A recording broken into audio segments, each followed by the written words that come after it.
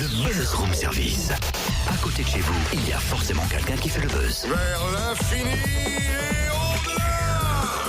Ce samedi, Zénith de Dijon, élection de Miss France 2014. Qui succédera à Marine l'orphelin?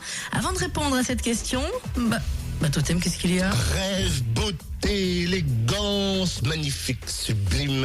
Il n'y a pas assez d'adjectifs pour qualifier Marine l'orphelin, actuelle Miss France. Elle est avec nous au téléphone. Bonjour Marine. Bonjour. Bon, Marine que l'on voit partout en ce moment à Dijon, qui est un peu sur la fin du règne. C'est pas trop triste, Marine? Ah, un petit peu. Mais toutes les bonnes choses ont une fin. C'était il y a presque un an, ton élection, Marine. Est-ce que tu as vu le temps passer? Ah non, je pensais pas que ça passerait aussi vite. Après, j'en ai beaucoup profité. J'ai vraiment passé une année exceptionnelle. Donc, c'est le jeu.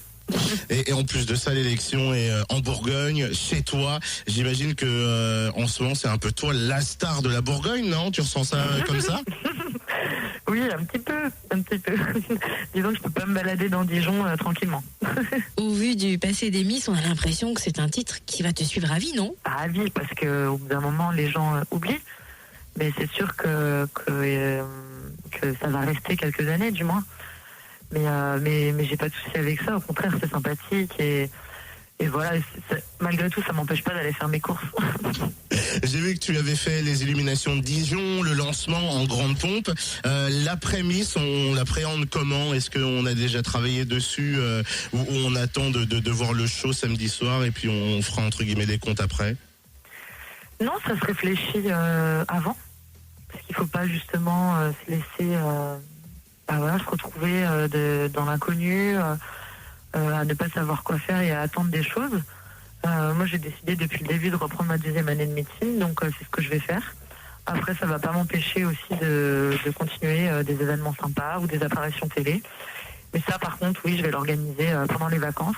Mais là, la priorité, c'est les études. Passer de la féerie des Miss à la vie studieuse d'une étudiante, ça ne risque pas d'être trop dur quand même? Alors, ça m'a manqué. Le fait d'apprendre et d'être dans une promotion, d'être à la fac.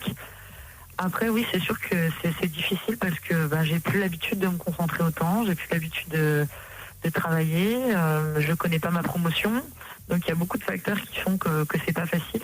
Après, ma fac, ils ont vraiment adapté beaucoup de choses pour moi pour me permettre un retour facile. Ils ont vraiment été très conciliants. Et puis voilà, et puis je vais me mettre au boulot et puis j'espère que j'arriverai à valider cette deuxième année. Bon, j'imagine qu'il y a un petit peu d'appréhension quand même pour cette dernière grande soirée d'élection. Tu l'appréhendes comment? Ah, j'ai une petite appréhension par rapport à mon discours, savoir comment je vais réagir. Et puis j'ai une petite appréhension, enfin plutôt une hâte de savoir qui va être élu. C'est parce que voilà, je vais la côtoyer, ça va être ma successeuse.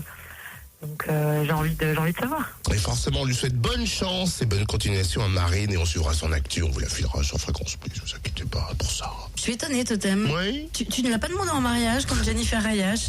Au vu de toutes les photos que tu as postées sur la page Facebook du Room Service Fréquence Plus, où d'ailleurs Charline confirme qu'elle est superbe et que c'est une très belle femme, je suis étonnée.